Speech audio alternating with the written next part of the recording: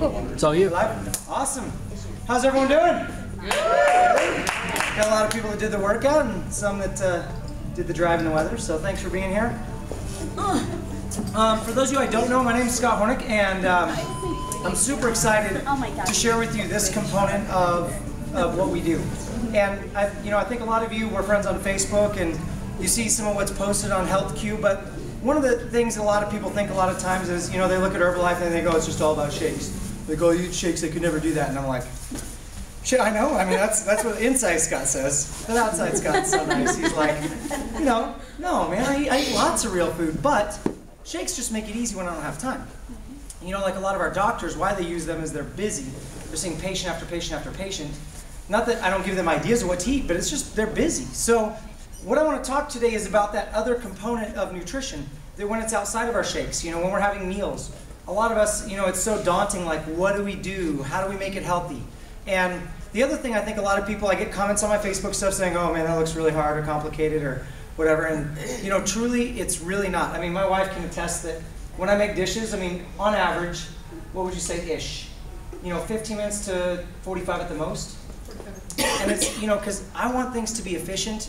We have 3 kids, 3 dogs, and I have a serious biking habit. And so it requires me to be efficient with my time. So we're going to talk about a lot of simple things today that are going to just make it easier for you as you go. And then 2, if you have questions, please, let me know as you're going. And then also, sweetie, if you do me out of our closet, will you get me that lentil pie? Okay, so first things first is when we're talking about using our clicker, sometimes. You gotta turn it upside down so the air's away. It's great because I'm recording this, so hopefully someone can edit it later. Really? Oh, it's on freeze. Well, see, so smart. That's awesome. Okay, yay! So most people think that healthy food is disgusting, and I understand. The common misconception is it's simply, boiled chicken and frozen peas, and I think a lot of us see the carts of people that are meal prepping, and you're like, oh my gosh, that does not look like a lot of fun. And so why would I eat the same thing every day over and over and over? And truth is, for me, I'm not going to. I want it to be fun and exciting. So it doesn't always have to taste bad. It can taste amazing. And so really, what does it take to make healthy and delicious and sexy food? Because to me, if it doesn't look good, also I'm not interested.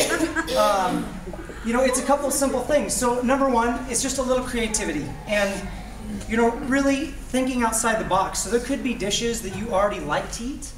And think of those when creating a new healthy dish. And I'm going to give you a lot of things you can shift, from one thing into another. And also, just to let you know, and I appreciate those of you that have paper and pen, I am going to tonight post a list of things I recommend for you to have in terms of tools at home, and some great product shifts as well, just for a simple list. And we have some really cool new tools coming as well. But these are basic things. So also get a little inspiration. Not just plugging into our page, but look at what's out there. There's a lot of fun things on Instagram, on, what's that thing, Pinterest that she likes. And there's a lot of great ideas, like start to just open your mind to the possibility that there are other ways of doing things. And then also simple ingredients. When you prepare yourself with a lot of things around your house, believe me, this is the foundation of healthy cooking. So one thing you'll notice in a majority of my recipes, chicken stock. It's everything for me. It's the base. It brings things together. I like things saucy. I like them moist and delicious. Chicken stock is amazing, and it's cool because I could eat this whole container and have 20 calories, and I could have 4 grams of protein and no fat. So you can't mess it up. Salt and pepper are another really key component. If you don't season things, theirs tastes blah. You know what an egg tastes like without salt and pepper? An egg. Blah. An egg, right? So other fun, simple things, like granulated garlic. This is always something, when it's on sale, I buy a bazillion of these. Because I use a lot of fresh garlic, but when I don't have it lying around in the fridge, granulated garlic is awesome. And then all sorts of other low-calorie sauces and things. I'm going to pass some stuff around, too, when we get going. But also, you're going to see on Saturday, those of you who are joining the Shop Like a Pro class, where we're going to Sprouts together, you're going to see exactly how I work the store to get so much great stuff for such a low price. Because I'm not magic. They don't go, oh, dude, Scott, come here you go. I'm going to hook you up. It's not like that. You know, I just know how to work the store and what ideas to come up with to create around that. And then the other most important thing is, you know, is make sure to refer to our Nutrition 101 principles when we talk about what are we creating. Because a lot of times, you know, I had someone the other day ask me, they said, oh, Scott, well, is couscous healthy? And I'm like, well, couscous can be okay when paired with protein, you know, as say a lunchtime item or something. I still would prefer quinoa or something else. But so funny, lunch rolls around a few days later, and what is this person eating? Couscous. And is there any protein? No. So it's still a carb by itself, and you know, we really want to reapply those theories of pairing carbs and protein together throughout the day in balance when we're talking about lunch and our snacks, and then at dinner doing just protein and vegetables. Okay? So you'll notice when we talk about some of these ideas and concepts, that's what we're always going to re-defer to, is cutting out those carbs at night and really eliminating those and using vegetables as alternate mediums for our sauces, for different things, and you know, keeping it really clean there, because we don't need those carbs at that time. We don't need that energy at that time. And we've gotten enough if we do it right throughout the day to not have cravings either. So, all right, here's some shifts. And again, the first one I talked about was chicken stock, but like this, seriously, when you talk about there are butter families and there are not butter families, we were like the double butter family. And seriously, we would go through like 7 to 10 pounds of butter a week. Like we'd buy two of those 5-pound packs at Sam's Club all the time, and you know, it was crazy. Like, and apparently that's not healthy, just in case you're wondering. So, chicken broth is great for me when I'm sautéing things. You know, when I'm doing stuff. First of all, I always buy a decent non-stick pan, and truly I buy the cheap ones at Sam's Club because they get scratched by the kids and washed wrong and whatever. So I can throw them away or donate them every couple months and buy a new one for 20, 30 bucks. You know, I don't buy anything fancy. I bought the Calphalon, the craziness before, and I always ruin them anyway. So why would I ruin more expensive? And it just, non-stick pan is really important, you know, to be able to caramelize things without needing a lot of oil, a lot of butter. So chicken broth is really great. Also, I use olive oil sprays because the spray minimizes the volume that gets on the pan. Because I really do like to caramelize things, especially scallops and certain things that want that searing, but it really minimizes the amount of fat and calories that you're using. Another thing you can use, of course, when you're sauteing, and I strongly encourage it, but it's not a license to go, is coconut oil, okay? A lot of people are like, oh, it's healthy, and I'm like, dude, when you use 7 tablespoons, it's not healthy, you know? So it's still in moderation, okay, for sauteing. And then pasta versus veggies. So this is like my super most favorite amazing thing ever. Mandolin, we're gonna talk about it in a minute, but I'll show you how to use this when we get to that section. But these are like $17.99, Little Saigon. I don't know, a little Asian store I went to, but seriously like $20 on Amazon. And you can make noodles out of any vegetable. I buy pre-shredded carrots. You know, I'll chop up onions, but I can make noodles out of anything. And I just think of what can make something that looks like a noodle, and even my kids, when I do it with the right sauces and things, they'll eat it. You know, and I love it because I get that texture and that experience. Now be careful, because zucchini and squash cook ridiculously quickly, like super quick. So, you know, when you're talking about things like this, always consider the timing of things and what needs, you know, to cook the longest. Like my onions the most, and then my carrots, asparagus, and then I might throw that in, and then I have noodles. It's beautiful. I have a question. Yes, please. How do you make the noodle? How do you make the vegetable? I'm actually going to even show you. Okay. It's going to be awesome when we get to the mandolin thing, because it's so simple to do with any vegetable. You could do it with eggplant. You could do it with all kinds of stuff. Because like eggplant can be really tough, but if you do it on a mandolin, awesome. It's so good. So I'm going to totally show you how to do it, and I'm even going to get an assistant to come up and help me. And then, Sorry. yeah, please. The carbs that are in squash, then that's okay at dinner? That's a great question. Thank you. Yes, the carbs that come in our vegetables, and even in some of our legumes, in moderation, they're okay to have at dinner. So I do get that question. I'm so glad you said that a lot. Where like, oh my gosh, I can't have carrots. Right. I can't have, you know, the couple things I would stay away from: corn. I would stay away from. I would stay away from potatoes, and even like I like sweet potatoes, but I do them as a carb at lunch. I wouldn't typically be doing them at dinner. How about Okay. spaghetti squash? Spaghetti squash is amazing. All squash families are amazing, really good, and tons of nutrition in them. And you know, the nice thing with this and the way we do it is you can eat the whole thing and not worry about it. Now. You know, you get to those hard squashes, you got to get rid of the outside or cooking them slowly. Like we'll talk about spaghetti squash too in a little bit, because it's such a beautiful, easy, simple thing once you've done it. And I'll even tell you a funny little story about that. Hopefully, save you from cleaning up a big mess. Not that I did that; I just heard about it. So, other shifts.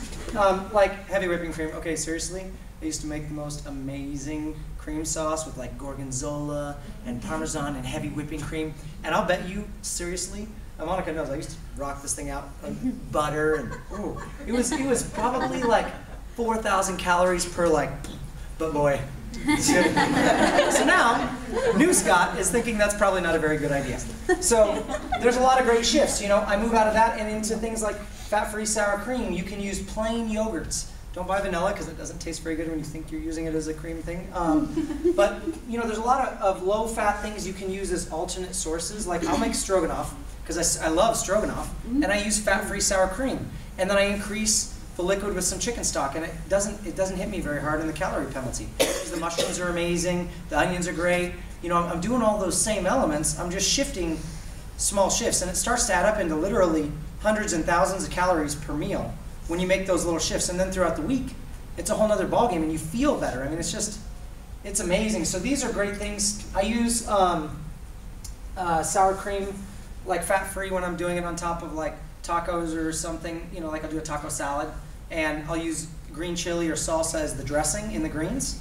And then I'll add on top of it, you know, my meats, my ground turkey cooked in the same stuff, because I like sour cream. It is what it is. You know, is it better without? Sure, if you can do without, great. But that's where I'm going if I'm doing it. Okay, and then dressings versus salsa. Salsa is really my favorite dressing, or make your own. Like those of you who saw what I posted last night, I did a kale salad with a cantaloupe.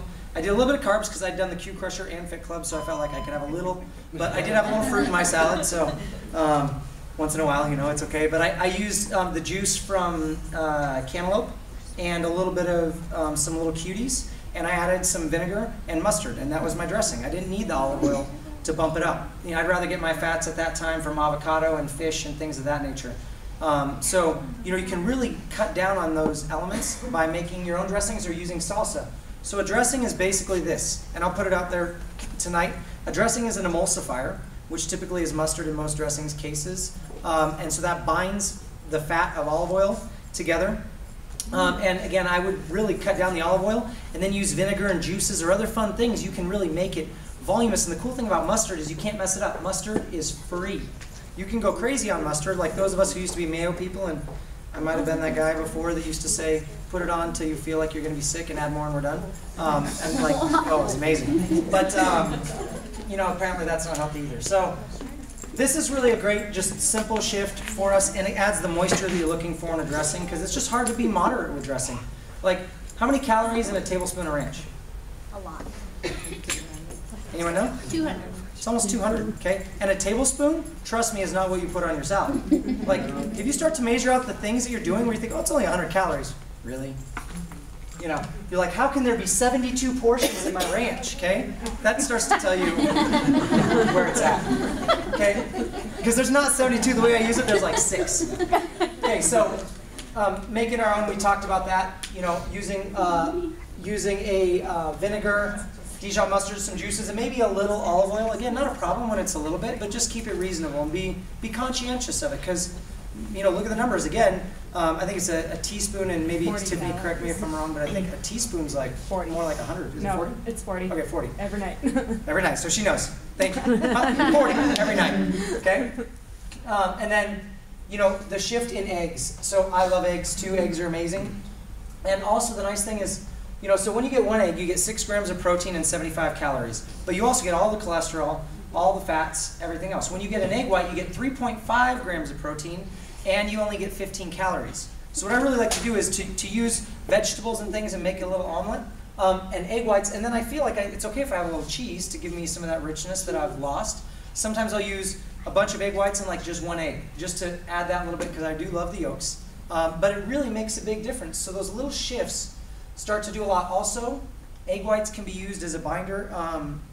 Some of you saw my Christmas, I made gingerbread men and all kinds of stuff out of black beans and egg whites. I made like, and so I made a savory dinner that looked like dessert. It was fun because I'm a nerd. It's just what I do. So the other thing is, this is more important than anything. Okay, when we go to the store, and we'll talk about this a lot, but you will eat what you buy. Okay, you will have to buy what you eat too, so that would work as well. But you know, whatever you do buy, you have to be so aware. And, you know, for those of you who have kids in the room, okay, so we think about it a lot with our kids, right? If I put out, you know, a bowl of vegetables and a bowl of candy, what are they going to eat? They're going to pick the candy. But if I didn't have the candy there, what do you think they're going to eat? The vegetables. It's weird, you know, but they'll do that. And whatever choices we give ourselves are the very same way. You know, when I go to the store, I'm really conscientious, and whether it's with my accountability partner or somebody, I'm going to send them pictures of my grocery cart a lot, and I have to be real about it. Like, you know, it's okay to have fun things once in a while, but I know if I buy it at home, because if I have chips in the house, I'm sorry, but it's way too much temptation. I will eat not a couple chips, not a portion. So this is what I'll do. I'll have like 3, and then I'll leave, and then I'll come back and have 3 more, and then I'll leave, and I'll come back, and by the time I get back like the 5th time, I'm like, screw it. I'll just take the whole bag and finish it, because I've already ruined the whole thing, right? So I need to be aware of being reasonable. Also, if you do like certain things, you know, we talk about budgeting our indulgences. Really, it's no problem to have fun things once in a while, but you know, the less you buy, the less you'll eat. So if you love ice cream, no problem, buy the little ice cream, and that's your ice cream for the week. When it's gone, and it's okay. If you have all in one night, don't feel bad. It's only an average of 50 calories a night, you know, and you don't buy one for another week. And if you have a little bit every night, no problem too. You got to kind of pick and choose, but prepare yourself for that, because it's okay if you do it in moderation. But if you buy the pint, which costs you the same size as the little Ben and Jerry's one, you know what you're going to eat in a week is the pint. Like, it's not right. It's the same thing as my chip problem. So, and the other thing is, you know, when I start to look at stuff, and we're going to talk about this, you know, reading labels and everything else, I really look for things that make sense to me. So for example, you know, this is something I love, and I'll start to pass these around as I talk about them, but I love this because when I read the ingredients, water, tomatoes, lentils, red beans, onions, cream, butter, salt, sunflower oil, chilies, and cumin. That's it. I recognize these ingredients, which makes me feel pretty good. You know, it's not like, wow, there's such a list that I have to get out the reading glasses. Oh my gosh. You know, it should make sense. So when you start to buy things, because it does make sense to buy, you know, some foods that are very simple and very easy to do, I recommend it. You know, you got to protect yourself from those times when you didn't go to the store and you're not ready. You need to be prepared. Like, this is what I keep in my closet there, are things like this. But then it makes sense. And I buy things like, for example, I buy this canned chicken, but you'll notice it doesn't have anything other than chicken breast, meat, water, and salt. Or chicken breast meat, not meat.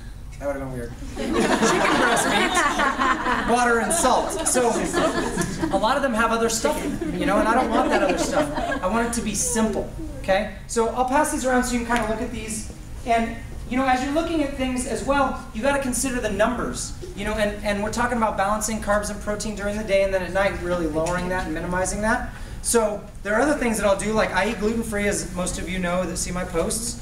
And I may have during the day when I'm going to be really active, I may have one of these mixed with a can of chicken, because that can is 60 grams of protein and this is 50 grams of carbs. And I'd have this maybe in, you know, over the course of an hour, hour and a half with some salad or some vegetables or something. And then I know, because I'm going to go work out later, I have plenty of opportunity to burn that, but it's still balanced. It's still one-to-one. Now, if I'm not going to be active, I'm not going to be rocking 50 grams of carbs on a day when I'm not going to be really active. And for a lot of you, that's way too many carbs anyway. And the other thing that's really tricky is you got to read things like, okay, how many servings do you think in this little personal lunch bowl? 2. Right? 2. How stupid. Like you're going to make it and have, you know, really? So when I mix it with the chicken, it does make sense because it adds a lot of volume to the food, and there's no way I can crush it in one sitting. But really read the portions, because that's one of the things that'll get you all the time is like, oh no, this is great. It's only 27 grams of carbs, 130 calories. That's if I ate half, you know. And same thing when you're going out to eat. Please, you know, really educate yourself. Like, we used to be so healthy. We ate out at P.F. Chang's 3-4 nights a week. I'd eat the Mongolian beef, and it was only, you know, 400 calories and like 25, 30 grams of protein. Oh, that's for 1/4 of the plate. 1/4. So there's some chairs right back there in that closet. So anyway, remember, whatever you buy, so just be aware of it and just make a choice. You know, when you're there, tell yourself, I choose to eat this. If you're struggling with it, because it is your choice. We think we're owned by food a lot, but it's us. You know, it's all us. And when you walk away from the store, you'll feel a lot better. And also, don't go to the store starving, because I do it. And I have to, like, before I get out, like, go back and unload, because, you know, I get a little crazy. All right. Some tools, and this is really important. So, like I said, the mandolin is one of my very favorites. I use this a lot, but safety is very important. So if you're a person prone to cutting or hurting yourself, you might want to make sure you use the guard that comes